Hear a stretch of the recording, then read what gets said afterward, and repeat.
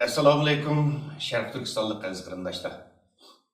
Dunyo Uyg'ur qurultiyi tarafidan Germaniyaning Myunxen shahrida ta'sis qilingan to'g'ri televiziyasining bugungi maxsus programmasiga xush keldinglar. Aziz qarindoshlar, men Parat Yo'ronqashliman. Oldi bilan hammanglarga Janob Allohdan xotirjamlik, salomatlik, baxt, saodat va barakat tilayman.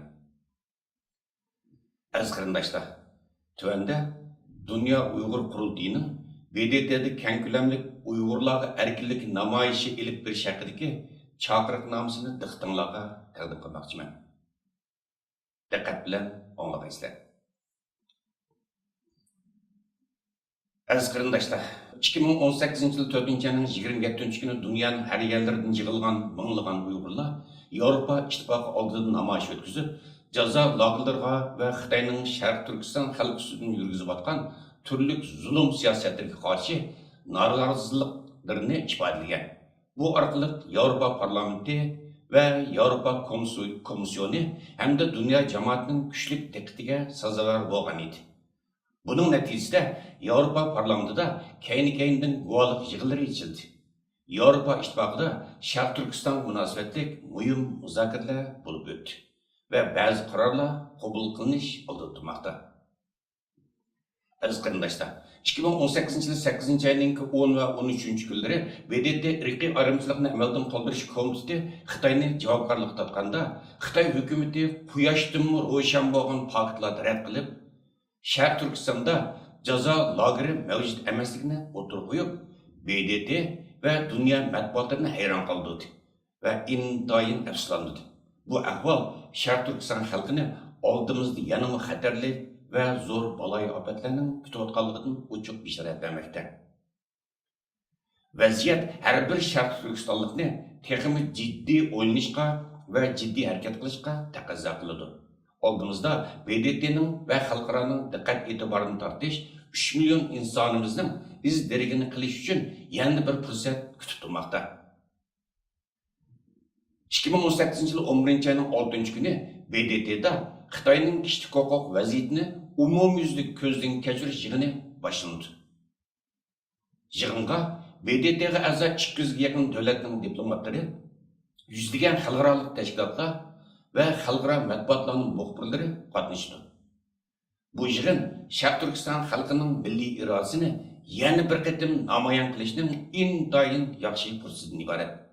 Bu munosabat bilan Dunyo Uyg'ur qurultiyi jiddiy yig'in chaqirib, BDT'da Uyg'urlar masalasini yanada yuqori saviyada o'tirib qo'yishning turli chora-tadbirlar ustida muzokaralar olib bordi va 11-ayning 6-kuni BDT'ning Janvadagi bosh shtabi oldida ikkinchi qatimliq 5000 kishilik namoyish o'tkazishni qaror qildi. Bütün vatandaşlarımızı umumimizlik safarbarlik qilish uchun Yevropadagi Sharq Turkiston tashkilot rahbarlaridan tashkil topgan namoyish tayyorlik komiteti qurib chiqildi. Dunyo Uyg'ur qurultiyining tashabbusi bilan Yevropa davlatlaridagi Uyg'ur jamoatining kuchini asos qilgan bu qitimqi Uyg'urlar erkinlik degan shior ostida o'tkaziladigan buyuk namoyishni Germaniya, Norvegiya, Gollandiya, Shveysariya, Angliya, Fransiya, Belgiya ve Finlandiyadagi Uyg'ur tashkilotlari ve jamoat vakillari hamda siyosiy aktivlar birlikda tashkillaydi. Bu namoyishga Yevropadagi Türk ve başka qarindosh millatlar Uyg'ur davosiga hissdoshlik qilayotgan Yevropalik do'stlarmi keng doirada safarbar qilindi. Yevropadagi Uyg'ur qarindoshlarimizdan yana Dunyo Uyg'ur qurultiyining sohibxonligida 11-ayning 8-kunidan 10-kunigacha Germaniyaning Myunxen shahrida chaqirilgan Sharq Turkiston Milliy Kengashi yig'iniga va Dunyo Uyg'ur yoshlari hamkorlik va do'stlik uchrashishiga qatnashish uchun dunyoning har qaysi ellaridan keladigan vakillarimizmi BDT'da o'tkaziladigan bu qatim zo'r namoyishga birlikda ishtirok qiladi. Aziz qarindoshlar, muajiratdagi Sharq Turkiston milliy harakati tarixida o'chmas iz qoldirgan keng ko'lamli namoyishimizni bütün dünyadaki Uyg'ur jamoatining qizg'in qo'llab-quvvatlashini, vatansizlik dardida yurak bag'ri qon bo'lgan el-suyar qarindoshlarimizning bahona sabab ko'rsatmasdan bu faoliyatga aktiv qatnashishini jiddiy talab qilamiz. Vatan milletning derdiga tilimizdeki şuar yoki qalbimizdeki his hayajonlar darmon bo'lolmaydi.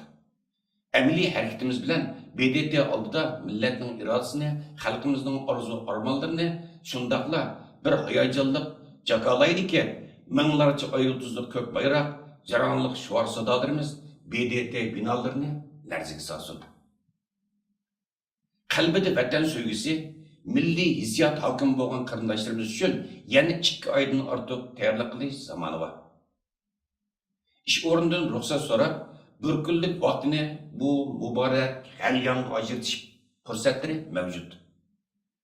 Biz Yevropa tuproqlaridagi barliq er-ayol qarindoshlarimizni o'zturishliq davlatlardagi Uyg'ur tashkilotlari rahbarlari va yoki Dunyo Uyg'ur qurultiyi markazi bilan bevosita aloqalashib, 10-oyning 20-kunidan burun tizimga oldirishni va bir kunlik safar hozirligida bo'lishlarini talab qilamiz.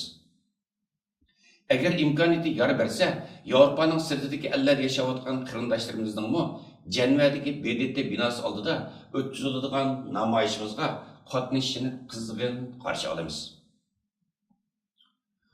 Uyg'ur millati hayot bamatliq bu so'g'isda jon talashayotgan bu xalqlik minutlarda vatan uchun Xitoyga qarshi to'langan har bir zarra badalning qiymati bebahodir. Qarindoshlarimizning milliy, diniy, insoniy burchini ado qilish yo'lida bu kurash uchun bir ulush hassa qaytishga oldiraydiganligiga ishonchimiz komil albatta. Bu namoyish to'g'riliq tafsiliy ma'lumotlar va chaqiriqlar davomli to'liqlanib e'lon qilindi. Diqqatingiz har zaman bizda olsun. Hürmet bilan Dunyo Uyg'ur qurultiyi rahbarlik heyeti.